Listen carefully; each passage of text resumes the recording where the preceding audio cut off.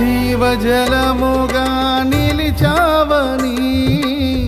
జలనిధిగా నాలో ఉన్నావని,